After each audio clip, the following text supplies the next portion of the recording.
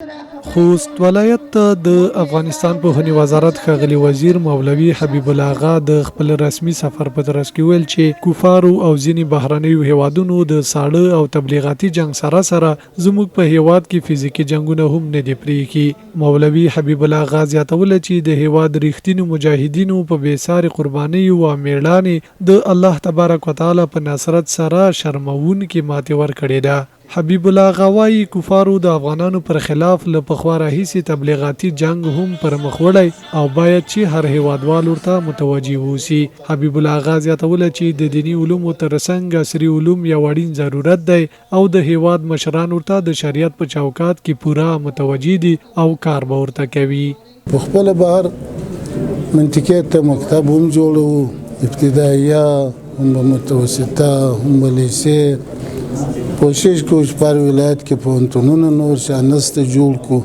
د لرې پرتو سیمو ته مو هم دغسې توجه ده. تعلیمي نهادونه که مکتب دی که مدرسه ده که لیسه ده که پوهنتون دی چې کوم شي ته د افغانانو ضرورت وي د تعلیم په رابطه هغه اسلامي امارت خصوصا معارف وزارت دې ته ژمن دی. د ولس سره وعده ده چې هغه به جوړوي.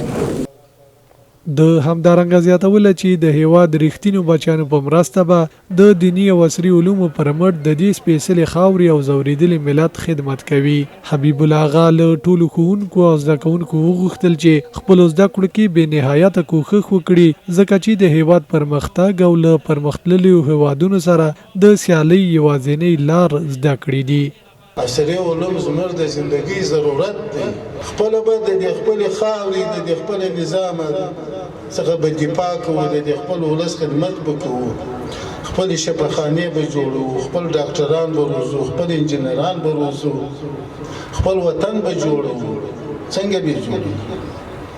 په دغه تاسې به جوړوو، په د عصري علومو باندې به جوړوو. د یادولو ده چې د افغانستان پوهنې وزیر مولوي حبیب الله اغا زیاتوله چې 8 میلیونه کتابونه اوس مهال د چاپ په حال کې دي چې ورسره به تر زیاته بریده د زده کوونکو په دغه برخه کې شته ستونزې ورسره حل شي او په نږدې وختونو کې به د هیواد ټولو ښوونځیو او لیسو ته ورسیږي.